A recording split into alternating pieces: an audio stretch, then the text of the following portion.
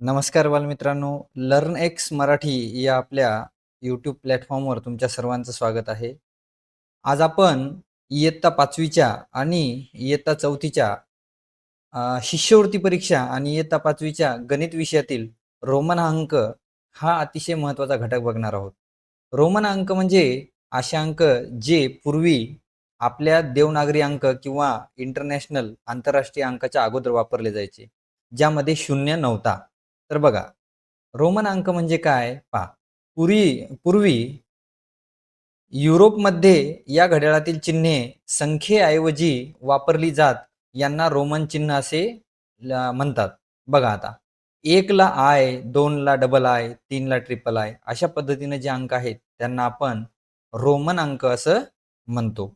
आता पुढे बघा, रोमन अंक आपल्याला शिकताना फक्त 4 नियम आपल्याला लक्षात ठेवायचे आहेत आणि त्या 4 नियमांचा वापर करून आपण पूर्ण रोमन अंक शिकणार आहोत. पहा, यामध्ये 1 साठी इंग्रजीतील आय हे अक्षर वापरतात. 5 साठी इंग्रजी मुळाक्षरातील व्ही अक्षर वापरतात आणि 10 साठी एक्स हे अक्षर वापरतात. आता बघा, आता आपण रोमन अंक वापरून 1 ते 20 अंक कसे लिहायचे ते शिकूयात.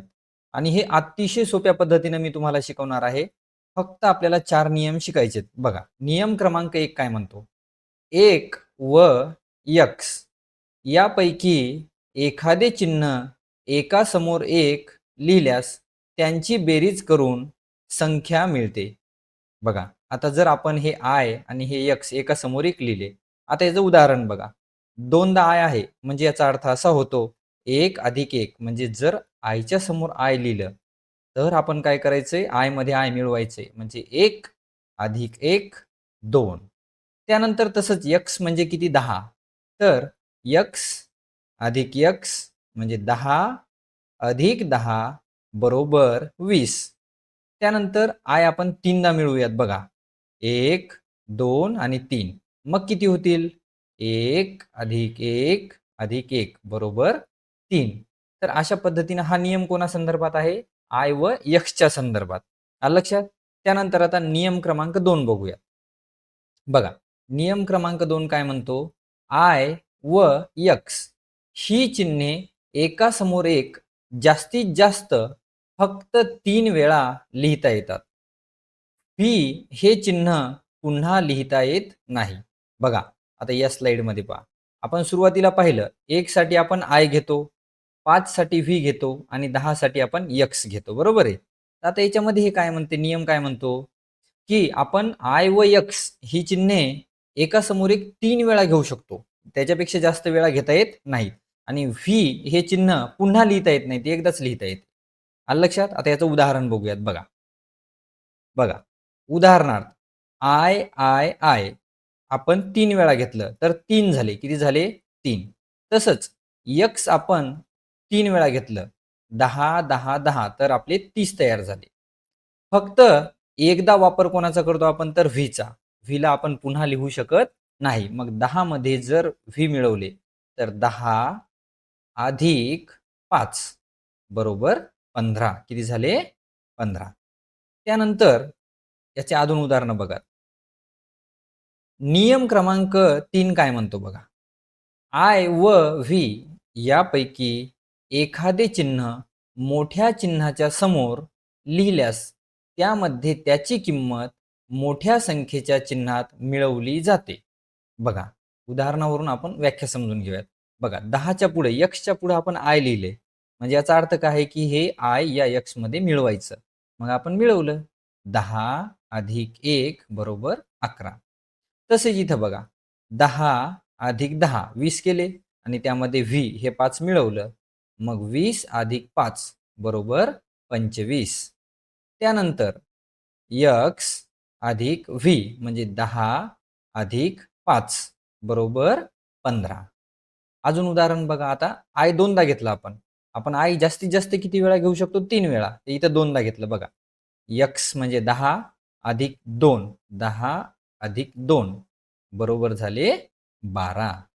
त्यानंतर बघा 20. 20 कसे? 2दा एक्स आलं. 10 अधिक 10 20 आणि अधिक व्ही म्हणजे 5. हे व्ही मिळवायचं. मग झाले 25 किती झाले? 25. आता परत एकदा पुन्हा सांगतो. व्ही हे चिन्ह तुम्ही कोणत्याही संख्येच्या समोर फक्त एकदाच वापरू शकता. एक्स अधिक व्ही म्हणजे 10 अधिक 5 किती झाले इथे 15 आणि वर 25 झाले होते. आलं लक्षात सर्वांच्या? आता आपण बघूया रोमन अंकातील नियम क्रमांक 4. हा काय म्हणतो बघा. आय व यक्स यापैकी एखादे चिन्ह मोठ्या चिन्हाच्या डाव्या बाजूस किंवा मागील बाजूस लिहिल्यास त्याची किंमत त्या अंकातून वजा केली जाते. म्हणजे काय होते बघा आता उदाहरण. जर आपण आय हे यक्सच्या डाव्या बाजूला लिहिलं बघा, डाव्या बाजूला किंवा मागील बाजू, तर या आयला काय करायचं यक्स मधून वजा करायचं. मग यक्सची किंमत किती आहे? 10 आणि त्यामधून 1 काय करायचं? वजा करायचं. 10 वजा 1 बरोबर आहे? तर आले 9 आणि एलची किंमत आहे 50 आणि त्याला काय करायचं? एक्स हे काय करायचं? एलमधून वजा करायचं. तर 50 मधून 10 वजा केले, किती उरले? 40. पण आता या नियमामध्ये एक गोष्ट लक्षात ठेवण्यासारखी आहे, की असं वजाबाकी आपण आय आणि एक्स हे कोणत्याही संख्येच्या मागे फक्त एकदाच लिहू शकतो. म्हणजे एक्सच्या मागे आय आणि एलच्या मागे एक्स असं आपण एकदाच लिहू शकतो. आपण आय दोनदा लिहू शकत नाही किंवा एक्स मागे दोनदा लिहू शकत नाही. आलं का लक्षात? तर अशा प्रकारे हे रोमन अंकाचे 4 नियम आणि त्या नियमांच्या आधारे आपण 20 पर्यंतचे रोमन अंक तयार केलेले आहेत. ते आपल्याला या स्क्रीनवर दिसत आहेत. आता हे अंक वाचत-वाचत आपण सगळे नियम पुन्हा एकदा रिवाईज करू. ठीक आहे? बघा. आयसाठी 1 साठी आपण लिहिलं आय, 2 साठी लिहिलं डबल आय, म्हणजे 1 मध्ये 1 मिळवला. 3 साठी लिहिलं ट्रिपल आय, तीनदा आय. आता 4 साठी आपण चारदा आय लिहिलं का? नाही. इथे येतो आपला नियम, की आपण आय जास्तीत जास्त 3च वेळा लिहू शकतो. 4 साठी लिहिलं आपण आय-व्ही. आता इथं आपला चौथा नियम येतो बघा. आय जर आपण डाव्या बाजूला लिहिलं, तर आपण काय करतो, ते मोठ्या संख्येतून वजा करतो. म्हणजे व्ही मधून आय काय केलं आपण वजा केलं. 5 मधून 1 गेला, 4 राहिले.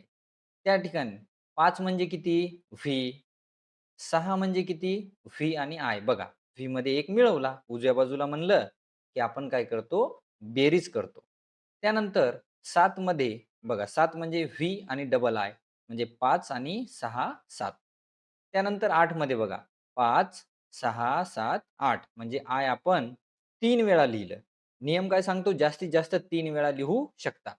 मग आपण 9 लिहिताना आय चारदा घेतो का 5च्या पुढे? नाही. तर आपण काय केलं 10च्या डावीकडे आय घेतलं.